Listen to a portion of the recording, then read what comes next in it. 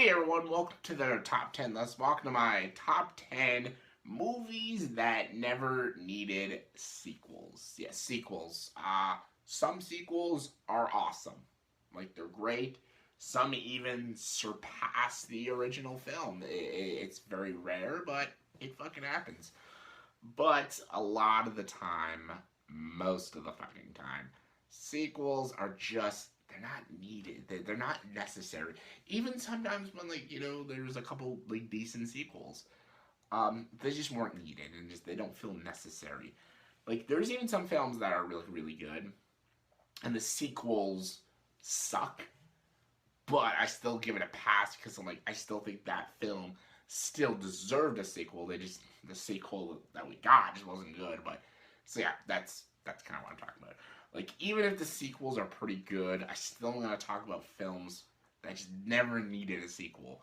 One film was good enough; you don't need a sequel. So these are the 10 films I'm going to talk about. These are the 10 films I think are great as standalone films, and they just never needed sequels. Number 10 is Die Hard. Yes. Die Hard's number 10 because, yes, I know Die Hard's got good sequels. Like, I think Die Hard with a Vengeance is great. I think Die Hard 2 and Die Hard 4 are still pretty good. Die Hard 5 sucks, but Die Hard just never, technically Die Hard never needed sequels. Die Hard as a standalone film is great. You don't, you don't really need that much else. John McClane has a character arc. He gets back with Holly. He saves the people in the Nakatomi Plaza. He defeats one of the greatest villains in all of action films. And honestly, the sequels don't really add much to John McClane as a character.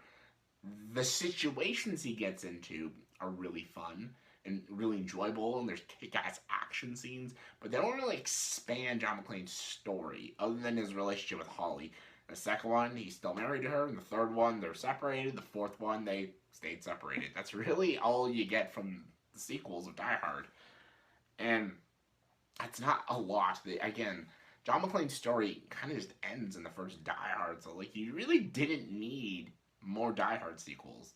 As much as, I do enjoy the sequels, with the exception of one, just Die Hard's a great standalone film. You never needed a sequel. So, yeah, I stand by that. Number 9 is First Blood. We call it Rambo First Blood because Rambo's now a franchise. And honestly, First Blood, again, is a great standalone action film that you never needed sequels for. Sure, Rambo First Blood is a fun film, and even the Rambo back in 2006 was kind of fun. Even the last one was okay.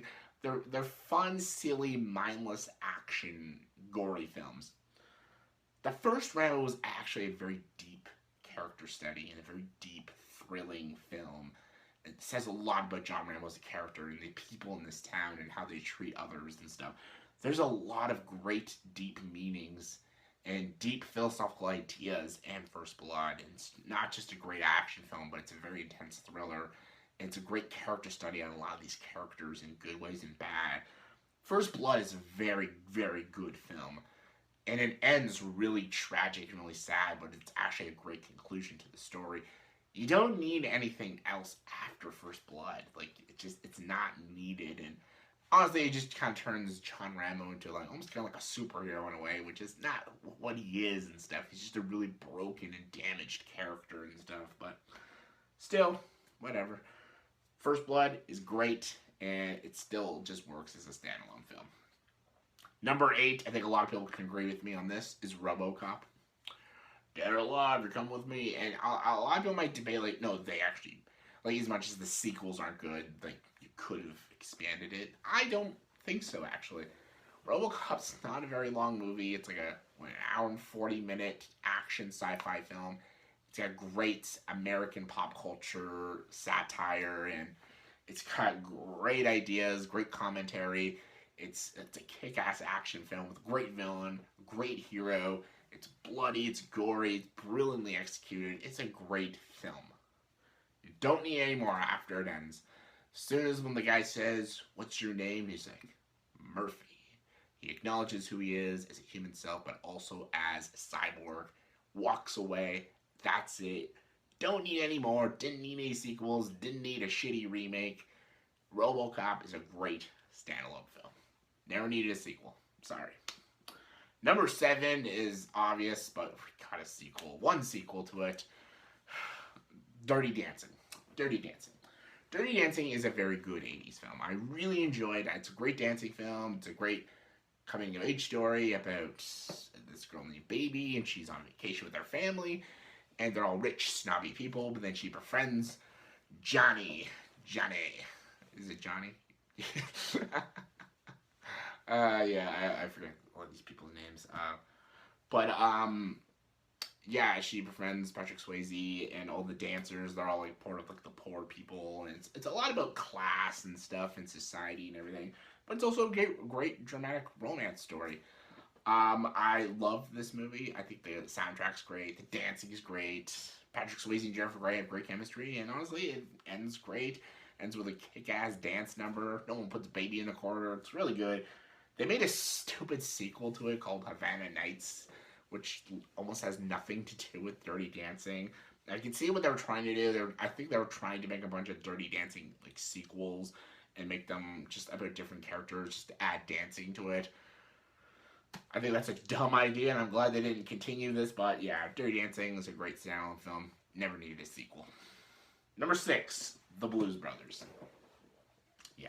The Blues Brothers is a really great musical. John Belushi, Dan Aykroyd, fantastic. It's got some of the greatest musicians ever.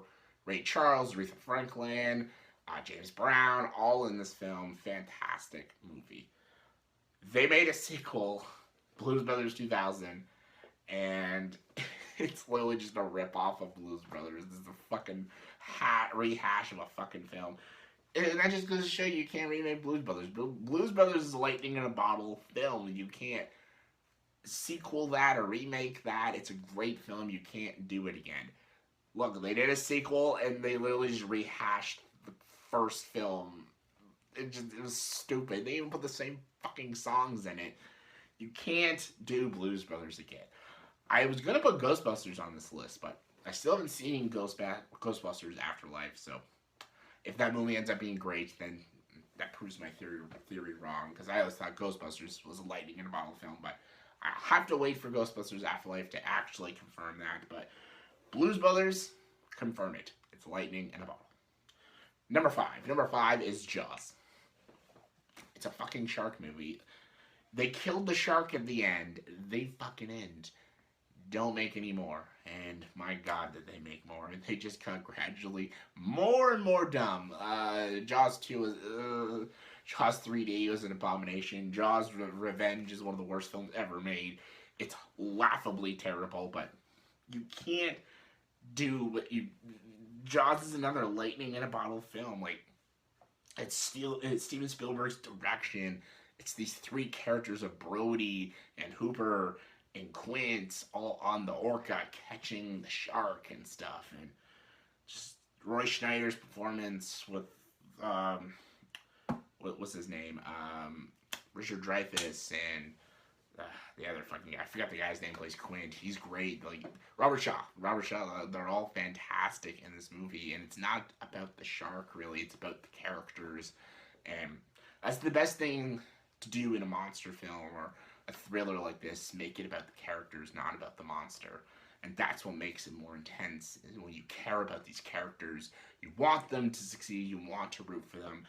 And the sequels of Jaws just completely forgot all about that. So, Jaws is similar to like my number 1.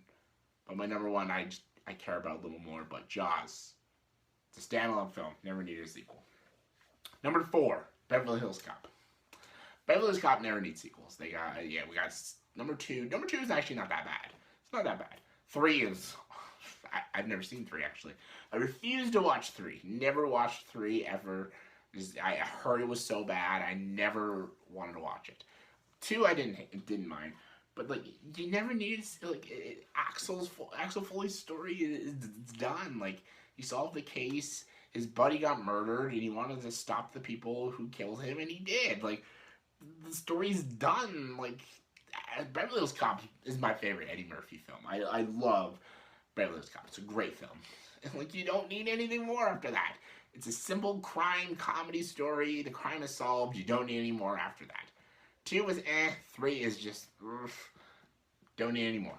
Axel Foley's story is done. Same with, like, Coming to America.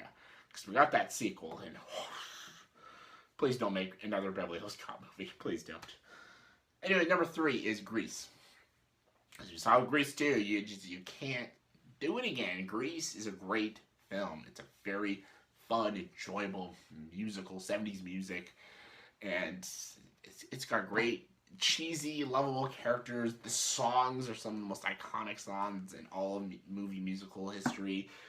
And again, as we saw in Grease 2, you can't create that magic again like Grease did. And Grease is just so iconic, and it's just so rooted into our culture. It's Grease. Come on, Grease lightning. You can't do it again.